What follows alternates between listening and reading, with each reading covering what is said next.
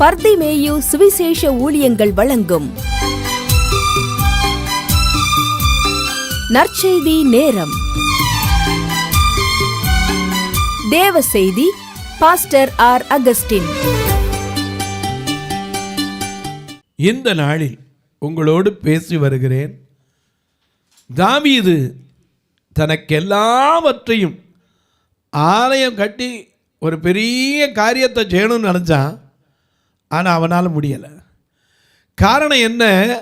அவன் கையிலே ஒரு கரை இருந்தது. அதை அறிந்த தாவீது சாலமோனுக்கு புத்தி சொன்னான். ஏன் தெரியுமா? நீ எச்சரிக்கையாக இருப்பா, நீ எச்சரிக்கையாக இருப்பா.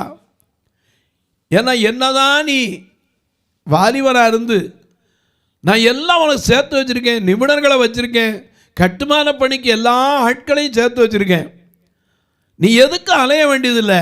ஆனால் நீ எச்சரிக்கையாக இருக்க வேண்டும். ஏன் தெரியுமா? என்னதான் இருந்தாலும் ஜனங்கள் என்ன சொல்லுவாங்கன்னா, ஏன்னா உங்கள் அப்பா ஒரு கொலைகாரம் தானடா, ஏன்னா உயிரோட அவனை கொலை செய்ய அவன் கையிலே நிருபத்தை கொடுத்து யுத்தத்தில் முன்னிற்க வைத்து எல்லாரையும் பின்வாங்க செய்து தந்திரமாக கொலவனுன கொலகார மகன்தானேன்னு சொல்லுவாங்க. அது மட்டுமல்ல, புருஷன் இருக்கிறான் என்று அறிந்தும் தகப்பன் இருக்கிறான் என்று அறிந்தும் உன் தாயை கெடுத்தவன் தானப்பா, அந்த கொலகாரனையே திருமணம் செய்து கொண்டவள் தானே உன் தாய்.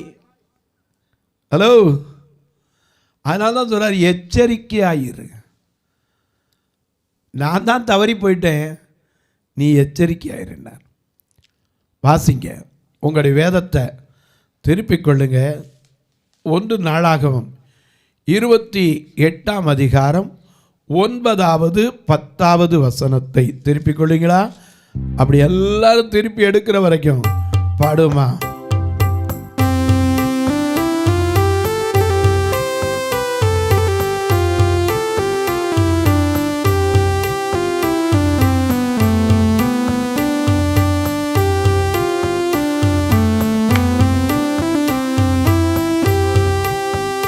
நான் பாடி மகிழ்ந்திடுவே, என் இயேசுவை துதித்திடுவே.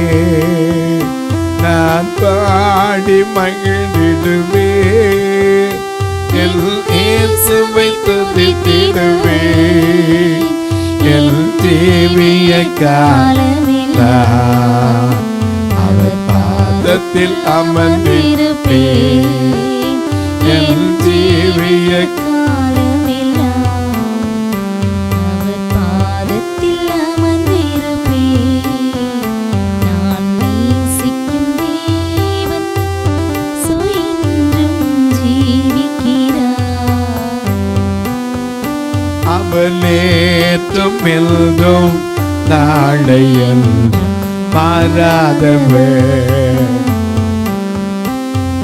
நேசிக்கும் தேவன் இயேசு என்றும் ஜீவிக்கிறார். அவர் நேற்றும் இன்றும் நாளையும் மாறாதவர்.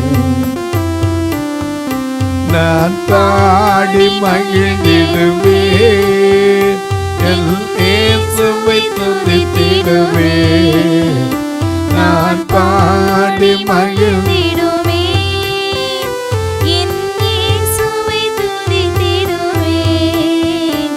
என் ஜீவிய காலமெல்லாம் அவர் பாதத்தில் அமர்ந்திருப்பேன்.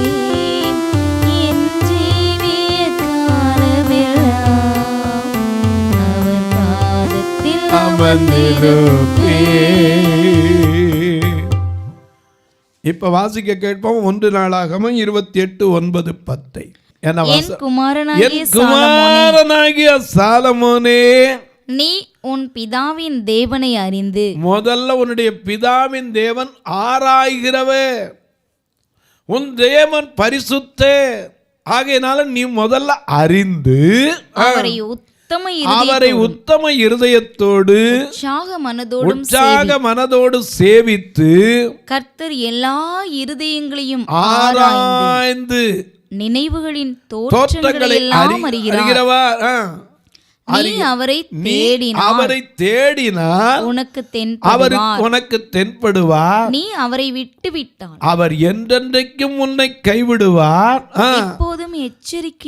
இப்போது எச்சரிக்கையாயிரு. பரிசுத்த ஸ்தலமாக ஒரு ஆலயத்தை கட்டுவதற்கு கர்த்தர் உன்னை தெரிந்து கொண்டது எதுக்கு தெரியுமா? பரிசுத்த ஸ்தலத்தை கட்டுவதற்கு. ஆனா இவன் என்ன பண்ணான் தெரியுமா? பரிசுத்த ஸ்தலத்தை கட்டினாலும் சேவாராணிட்ட உட்கார்ந்து 1 ராஜாக்கள் 10ஆம் அதிகாரத்தில் பார்க்கிறோம். சேபாவின் ராஜஸ்திரீ இதை கேள்விப்பட்டு கந்தவர்க்கங்களோடு வருகிறாள். நிறைய பொருட்களோட வர்றா. இவன் அறிவை பார்த்து ஞானத்தை பார்த்து ஆச்சரியப்பட்டு சோதிக்க வருகிறாள். அவ கேட்ட எல்லா கேள்விக்கு என்ன செய்தான்? பதில் சொன்னா. அவளே ஆச்சரியப்பட்டா. இங்க வந்து பார்த்துட்டு சொன்னா, ஐயோ எங்க ஊர்ல இது சொல்லும் போது நான் நம்பவே இல்லையா. 1 ராஜாக்கள் 10ஆம் அதிகாரம் 4ஆம் வசனத்தை பாருங்க. 1 ராஜாக்கள் 10:4. சேபாவின் ராஜஸ்திரீ சாலமோனுடைய சகல ஞானத்தையும் அவன் கட்டின அரண்மனையும் அவன் பந்தியின் போஜன பதார்த்தங்களையும் அவன் ஊழியக்காரரின் வீடுகளையும் அவன் உத்தியோகஸ்தரின் வரிசையையும் அவர் வஸ்திரங்களையும் பானபாத்திரக்காரரையும் அவன் கர்த்தருடைய ஆலயத்திற்கு பிரவேசிக்கும் நடை மண்டபத்தையும் கண்டபோது அவள் ஆச்சரியத்தாலே பிரம்மை கொண்டு ராஜாவை நோக்கி உம்முடைய வர்த்தமானங்களையும் உம்முடைய ஞானத்தை குறித்து என் தேசத்திலே கேள்விப்பட்ட செய்தி மெய்யாயிற்று. நான் வந்து என் கண்களால் காணும் வரைக்கும் அந்த வார்த்தைகளை நான் நம்பவில்லை. இவைகளில் பாதியாயிலும் எனக்கு அறிவிக்கப்படவில்லை என்று ஆச்சரியப்பட்ட அளவுக்கு அவன் கட்டினாலும் அந்த ஆலயம் இடிக்கப்பட்டது, அழிக்கப்பட்டது. ஏன்? இவனுடைய வாழ்க்கையில சாதிக்கிறதுக்கு முன்னாடி ஸ்திரீகளுக்கு தன் பலத்தை கொடுத்து விட்டான். அன்னைக்கு லேமுவேலுக்கு சொல்லும்போது சொன்னா, ஸ்திரீகளுக்கு கொடுக்கும் உன் பலத்தை என்ன செஞ்சிடாத, கொடுத்துடாத புத்தி சொல்லியிருந்தா. விட்டுட்டானே. 1 ராஜாக்கள் 11ஆம் அதிகாரத்தில் 1 வசனத்துல இருந்து பாருங்க. 1 ராஜாவாகிய சாலமோன் பார்வோனின் குமாரத்தியை நேசித்ததுமல்லாமல் ஒருத்திய கட்டினா நியாயம். பார்வோனுடைய குமாரத்தி யாரு? சேபாவின் ராஜஸ்திரி. அவளை திருமணம் கொண்டது மட்டுமில்ல, மோவாபியர், அம்மோனியர், ஏதோமியர், சீதோனியர், ஏத்தியருமாகிய அந்நிய ஜாதியாரான அநேக ஸ்திரீகள் மேலும் ஆசை வைத்தான். அதுதான் அவனுக்கு கெட்டு போற காரணமே. அது மட்டும் இல்ல, இன்னைக்கு ஜனங்கள் கெட்டு போற காரணம் என்ன தெரியுமா? அதையும் சொல்றேன். பிரசங்கியின் புஸ்தகம் 2ஆம் அதிகாரம் 3வது வசனத்திலிருந்து வாசிங்க. வானத்தின் கீழ் மனுபுத்திரர் உயிரோடு இருக்கும் நாளளவும் பெற்று அனுபவிக்கத்தக்க இன்னதென்று அறியும் பொருட்டு. இன்னைக்கு அனுபவிக்கிறேன் தான் பாதி விழுந்துடுறாங்க. ஒரு தடவை தானே அனுபவிச்சு பார்த்து விட்டுணும், தொடர்ந்து வைக்கப்படாது. ஆனால் அது கடைசியில் என்ன செய்யுது? நம்மளை பிடிச்சிக்கிறது. என கண்பானுடைய திரும்ப வாசிங்க. வானத்தின் கீழே மனுபுத்திரர் பெற்று அனுபவிக்கத்தக்க இன்னதென்று அறியும்படி பார்க்கறதுக்கு தான் போனேன். அன்னைக்கு ஒரு பொண்ணு அப்படித்தான் சொன்னான், பிரதர் டூரிஸ்ட் போகும்போது என் ஃப்ரெண்டு கூப்பிட்டான் தான் போனேன். ஆனால் அங்கே அவங்க 2 பேர் வந்திருந்தாங்க. அவளில் ஒருத்தன் என் ஃப்ரெண்டுக்கு லவ்வர். கடைசியில் ஒரு ரூமில் தங்கும்போது அவரோட தங்கும்போது நான் கட்டாயப்படுத்தப்பட்டேன். பார்க்கத்தான் போனேன், அனுபவிக்கிறதுக்கு. ஒரு டூர் போயிட்டு சொல்ல ஒரு சீனரிஸை பார்த்துட்டு வரலாம் தான் போனேன். இன்றைக்கு என் வாழ்க்கையை சீர்கெடுத்து நிற்கிறேன். பெற்று அனுபவிக்கத்தக்க என்னதுன்னு ஆராயத்தான் உட்கார்ந்தார். யாரு? நம்முடைய ராஜா சாலமோன். அப்ப உட்கார்ந்து ஞானத்தால வாசிங்க, தொடர்ந்து என்ன பண்ணாரா, என் இருதயத்தை ஞானத்தால் தேற்றிக்கொண்டு இருக்கும் போதே நான் என் தேகத்தை என்ன அனுபவிச்சு பார்க்கணுங்கிற கொஞ்சம் போல மதுபானத்தினாலே சீராட்டி கொண்டு இருக்கும் போது மதியீனத்தை பற்றி அவ்வளவுதான். மதியீனமும் எங்களை வந்துருச்சு, ஞானம் போயிருச்சு. என்ன வந்துருச்சு? மதியீனம் வந்துருச்சு. உடனே என்ன பண்ணேன், 4ஆம் வசனத்துல பார்க்கிறோம், நான் பெரிய வேலையை செய்தேன், எனக்காக வீடுகளை கட்டினேன், எனக்கு தோட்டங்களை உருவாக்கினேன், எனக்காக தோட்டங்களையும் சிங்கார வனங்களையும் உண்டாக்கி அவைகளில் சகல வகை சகலவற்றையும் நாட்டினேன், மரங்கள் பயிராகும் தோப்புக்கு நீர் பாய்ச்சுகிறதற்கு குளங்களை வெட்டினேன், வேலைக்காரரையும் வேலைக்காரிகளையும் சம்பாதித்தேன், வீட்டிலும் வேலைக்காரர் பிறந்தார்கள். எனக்கு முன் எருசலேமில் இருந்து எல்லாரை பார்க்கிலும் ஆடு மாடு முதலான திரண்ட ஆஸ்திகள் எனக்கு இருந்தது.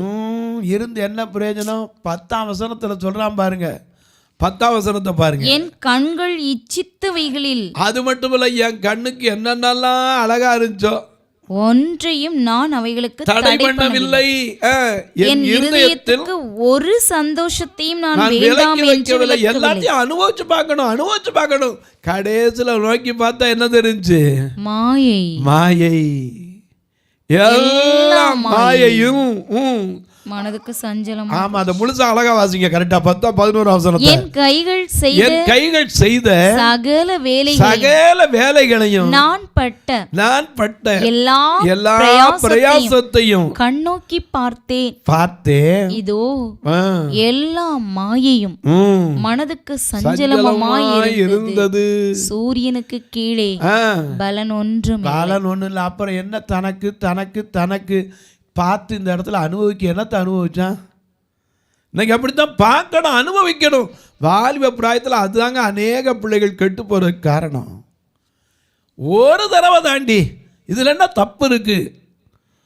ஒரு தடவை பண்ணினாலும் தப்பு தான். எனக்கு அன்பானவர்களே, ஒரு தடவை பண்ற தப்புனாலும் இன்னைக்கு எத்தனை நேரம் மனசுல வாதிக்கப்படுகிறது. வெளியே தெரியாம இருக்கலாம். ஒரு சமயத்தில் இப்படி தான் ஒரு பெண் சொன்னாள், என்னிடத்துல ஃபோன் பண்ணி அழுதா. எதுக்குமான்னு கேட்டேன். ஐயா, நான் ஒரு வாலிபனை நம்பி என்னை கொடுத்து விட்டேன், இப்பொழுது நான் கருவுற்றேன், கடைசியில் அது ஊருக்கு தெரியக்கூடாதுன்னு அந்த பிள்ளையை கொன்னுட்டேன். இப்போ அந்த பிள்ளை என் கனவுல வந்து கேட்குது, ஏம்மா என்னைய அழிச்சு ஏம்மா கொன்ன, நான் என்ன பாவம் பண்ணேன்னு கேட்குது. தினம் எனக்கு தூக்கம் இல்லை. நாம் செய்கிற பாவம் அநேக நேரங்களில் நமக்கு தெரியறதில்லை. நாம் செய்கிற காரியங்கள் எப்போ தெரியுமா? நமக்கு சில நேரத்தில் நம்ம அறியாமது நம்மை குற்ற உணர்வை கொடுக்கும். பாபம் உன்னை தொடருமே, பாபம் உன்னை தொடருமே, சாபம் கொல்லுமே, பாபம் உன்னை தொடருமே, சாபம் கொல்லுமே, என்னில் வலாமும் எல்லாமே பாவம், என்னில் வலாமும் எல்லாமே காவம் ஆகும் காலமே, வாலிப நாளில் உன் தேவனை தேடி போவா, எல்லில் வலாமும் எல்லாமே பாவம் ஆகும் காலமே. பாவம் ஒன்று குற்ற உணர்வை சொல்லிக்கிட்டே இருக்கும். சாலமோன் அன்னைக்கு பார்ப்போன்னு தான் அனுபவிப்போம் தான் பார்த்தா, கடைசியில் எல்லாத்தையும் நோக்கி பார்த்தா என்ன இருந்துச்சு? ஒரு பெண்ணை பார்த்த இதயத்துக்கு வந்ததெல்லாம் ஓகே ஓகே ஓகே ஓகே. கடைசியில் 1000 பேருக்கு அதிபதியானான். எத்தனை? 700 + 300. இவன் கட்டின ஆலயம் பார்ப்பதற்கு அழகா இருந்துச்சு, பார்க்க வியக்கத்தக்க இருந்தது. ஆனால் எங்கிருந்து வேண்டினாலும் அந்த ஜெபம் கேட்கப்படுற மாதிரி இருந்துச்சு. ஆனால் அழிக்கப்பட்டது. அதனால திரும்ப ஆலயத்தை கட்டுறதுக்கு கர்த்தர் எரேமியாவை கொண்டு எஸ்ராண்ட சொல்றார். எஸ்ராவின் புஸ்தகம் 1ஆம் அதிகாரம் 1 வசனத்தை பாருங்க. ஏன்னா வேதத்தை உட்கார்ந்து படிச்சா அது ருசிக்கும் நமக்கு படிக்கிறது. எரேமியாவின் வாயினால் கர்த்தர் சொன்ன வார்த்தை நிறைவேறும்படி பெர்சியாவின் ராஜாவாகிய கோரேசுடைய முதலாம் வருஷத்திலே கர்த்தர் பெர்சியாவின் ராஜாவாகிய கோரேசின் ஆவியை ஏவினதினாலே அவன் பரலோகத்தின் தேவனாகிய கர்த்தர் பூமியின் ராஜ்யங்களை எல்லாம் எனக்கு தந்தருளி யூதாவில் உள்ள எருசலேமிலே தமக்கு ஆலயத்தை கட்டும்படி எனக்கு கட்டளையிட்டதினால் இவன் ஒரு அந்நியன். தேவனுக்கு அவனுக்கு என்ன கிடையாது, சம்பந்தமே கிடையாது. கோரேசின் காலத்திலும் தரியுவின் காலத்திலும் தானியேலின் காரியம் ஜெயமானதுங்கிறவன் எதுக்கு அவன் அங்க முழங்கால் போட்டான். கோரேசுக்கு அதுக்கு சம்பந்தமே கிடையாது. ஆனால் தான் கோரேசை கையை பிடிச்சிட்டார். வெண்கல கதவுகளை உடைத்து இருப்பு தாழ்பாள்களை முறித்து அந்த காலத்தில் இருக்கிற பொக்கிஷங்களை ஒளிப்பிடங்கள் இருக்கிற புதையல்களை உனக்கு தருவேன்னு ஏசாயா 45:4 எழுதி வைத்தார். இந்த கோரேசுக்கு பரலோகத்தின் தேவனுக்கு ஒரு ஆலயத்தை கட்ட வேண்டும் சொன்னது மட்டுமல்ல, அவன் அறைகூவல் விடுத்தான். போறவங்க போங்க, கொடுக்கிறவங்க கொடுங்க, எல்லாம் அறைகூவல் விட்டான். ஆனால் அந்த ஆலயம் கட்டி முடிக்கப்பட்டது, அலங்கங்கள் இடிபட்டு தான் கிடந்துச்சு. அவனாலையும் செய்து முடிக்க முடியல. உடனே அங்கிருந்து கர்த்தர் அடுத்து யாரை கொண்டு சொன்னார்? நெகேமியாவுக்கு. நெகேமியா 1ஆம் அதிகாரம் 3ஆம் வசனத்தை பாருங்க. அங்கே செய்தி வருகிறது. அவன் கேட்கிறான், அரண்மனையில் அவன் பெரிய ஆளு, பானபாத்திரக்கார, ராஜாவுக்கு அடுத்த ஸ்தானத்தில் இருக்கிறவன். அதற்கு அவர்கள் சிறையிருப்பில் மீந்திருக்கிறவர்கள். அந்த தேசத்திலே, அந்த தேசம்னா எது? ஒரு காலத்துல பாலும் தேனும் ஓடுகிற தேசமாய் இருந்த அந்த தேசத்துல கொடிய தீங்கை அனுபவிக்கிறார்கள், நிந்தையும் அனுபவிக்கிறார்கள். எருசலேமின் அலங்கம் இடிபட்டதும் அதன் வாசல்கள் அக்கினியால் சுட்டெரிக்கப்பட்டதுமாய் கிடக்கிறது என்றார்கள். இதை கேட்டபோது நான் உட்கார்ந்து அழுது. இன்னைக்கு எத்தனைக்காக நாம் அழுது இருக்கிறோம். அதனாலதான் புலம்பல் 2:19 வாசிக்கிறோம். எழுந்திரு, ராத்திரியிலே முதற் சாமத்திலே கூப்பிடு, ஆண்டவரின் சமூகத்தில் உன் இருதயத்தை தண்ணீரை போல ஊற்று. ஏன்னா ஆத்துமாக்கள் தெருக்கல்ல கிடக்குது. இவன் சொன்னா அலங்கம் இடிக்கப்பட்டதை ஒரு மகா நிந்தையை அனுபவிக்கிறார்கள் சொன்ன உடனே பானபாத்திரக்கார சுகமா இருந்தவன் ஆனா அழுறானே. ஏன்? இன்றைக்கு நாம் எத்தனை பேர் சுகமாய் இருக்கிறோம்? தேசத்திற்காய் கதறி இருக்கிறோமா? சுகத்தை விட்டு கொடுத்தா தாங்க நாம் செய்து முடிக்க முடியும். இன்னைக்கு நான் கண்ணு தெரியல, என்னால் என்ன முடியும், என்னால் ஒண்ண முடியும்னு உட்கார்ந்துருந்தா ஒன்றுமே செஞ்சுருக்க முடியாது. 2 ஆலயத்தை எப்படி உருவாக்கியிருக்க முடியும்? இன்னைக்கு வரைக்கும் வயசான காலம் வரைக்கும் ரோட்டை பிரசங்கம் பண்ணுறது கூட ஒரு வீட்டில் சேர் கேட்குற கூட நான் தட்டுறது சங்கடப்படுவேன். நான் என்ன தான் சொல்லிக்கிட்டு வண்டிக்குள்ளே ஒரு சேர் எடுத்து போட்டுருங்கப்பா. ஏன்னா இருக்கிற வரைக்கும் அவருடைய நாமத்தை என்ன செய்யணும்? சொல்லணும். எனக்கு அன்பாருடைய நான் என் குறைய நினச்சிக்கிட்டு இருந்தால் இன்றைக்கி 2 ஆலயத்தை சாதித்து காட்டியிருக்க முடியாதுங்க. இந்த பார்வையற்ற மக்கள் எத்தனையோ பேர் ரட்சிப்புகளை நடத்தியிருக்க முடியாது. சாதிப்பதற்கு நாம் சுகத்தை விட்டு கொடுக்கணும், சுயத்தை அழிக்கணும்.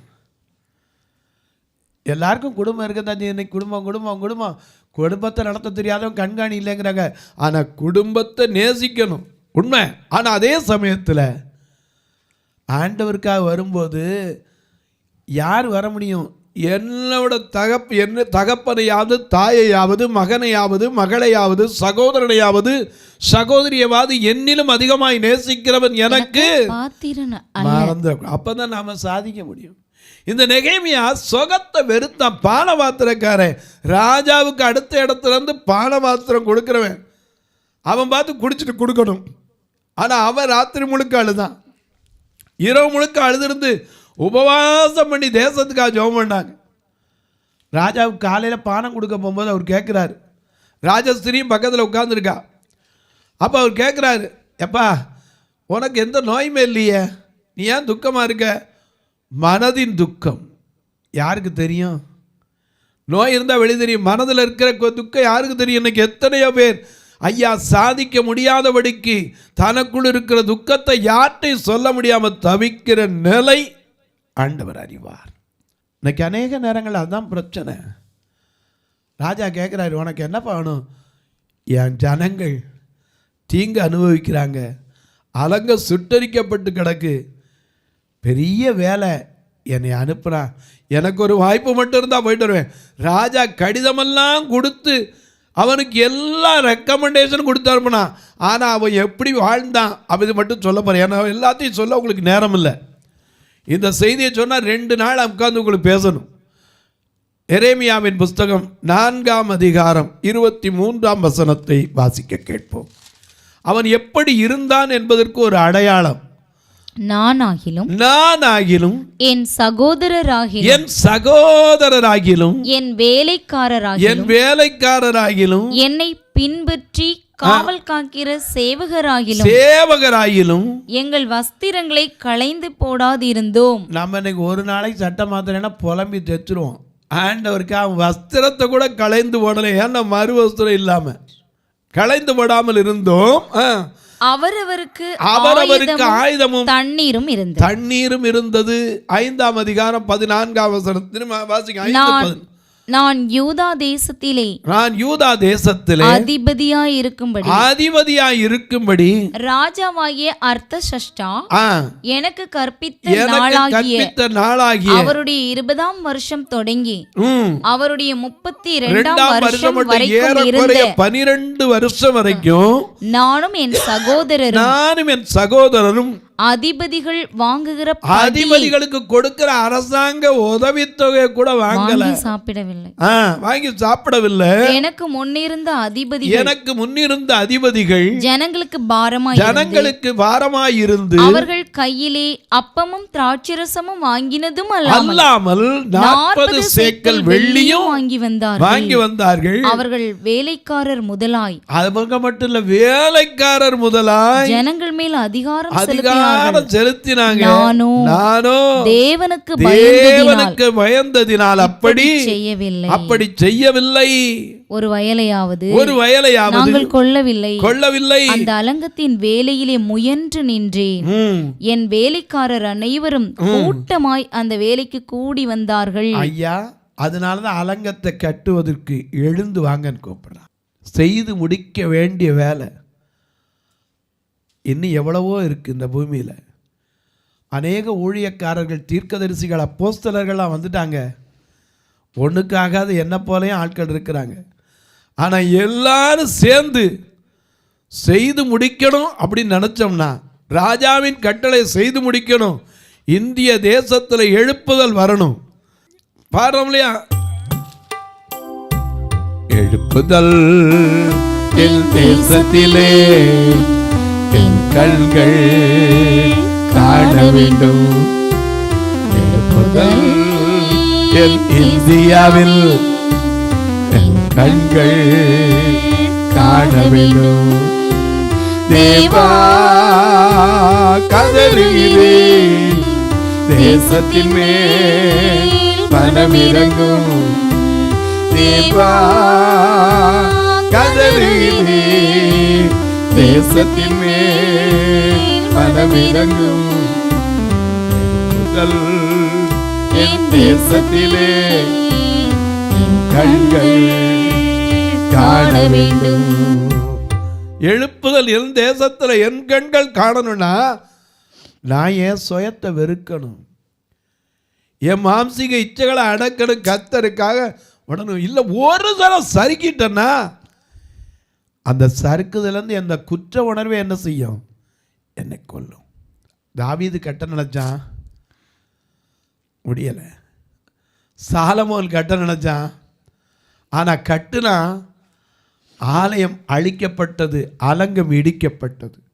எஸ்ரா எவ்வளவோ முயற்சித்தான், ஆனால் அவனால் ஆலயத்தை கட்டுனா அலங்கம் இடிக்கப்பட்டு தான் கிடந்தது. நெகேமியாவின் காலத்தில் முயன்று அதை கட்டி முடிக்க கர்த்தர் உதவி செய்தார். இன்றைக்கு சொல்கிறேன், நீங்களும் நானும் பவுல் சொன்னானே ஒரே ஒரு வார்த்தை, 1 கொரிந்தியர் 3ஆம் அதிகாரம் 10ஆம் வசனத்தில் பாருங்க. அவர் சொல்றாரு, ஒரு சிற்ப ஆசாரியாக ஒரு மாளிகை, ஆவிக்குரிய மாளிகை கட்டி எழுப்ப, 1 கொரிந்தியர் 3:10, எனக்கு அளிக்கப்பட்ட தேவ கிருபையின்படி புத்தியுள்ள சிற்பாசாரியைப் போல அஸ்திபாரம் போட்டேன். வேறொருவன் அதன் மேல் கட்டுகிறான். ஏன்னா வேத சட்டப்படி ஒருத்தன் அஸ்திவாரம் போட்டா அதுல இன்னொருத்தன் தான் கட்டணும். இன்னைக்கு நாம அஸ்திவாரத்தை கட்டி வச்சுட்டு போறோம். அது கண்மலையின் மேல் கட்டப்பட்டதாய், எந்த பிரச்சனைகளுக்கு அசையாததாய் இருப்பதற்கு அவருடைய வார்த்தையை தான் சொல்லிட்டு இருக்கோம். தொலைக்காட்சியில் பார்க்கிற என் அன்பு மக்களே, இந்த நிகழ்ச்சியை நாள்தோறும் பார்க்குறீங்க, கேட்குறீங்க, பரவசம் அடைகிறீங்க. நல்லது, இதுக்காக ஜெபிங்க. ஏன்னா தொடர்ந்து வருவதற்காக ஜெபியுங்கள். எங்கள் ஆலயத்தில் எப்போவும் சொல்ல, எத்தனையோ கட்டுமான பணிகள் பாதியில் இருக்குது. வர்றவங்க பூரா பார்வை இல்லாதவங்க. இவங்களை அழைத்து வர்றதுக்கு மட்டுமே ஒரு வாரம் 4000 ரூபா செலவழிச்சிக்கிட்டு இருக்கோம் வேனுக்கு. வர்றவங்களை பூரா சாப்பிட வச்சு தான் அனுப்புகிறோம். உங்கள் பிறந்த நாள், திருமண நாள் போன்ற நல்ல நாட்களை இதுக்கென்று உதவலாம்.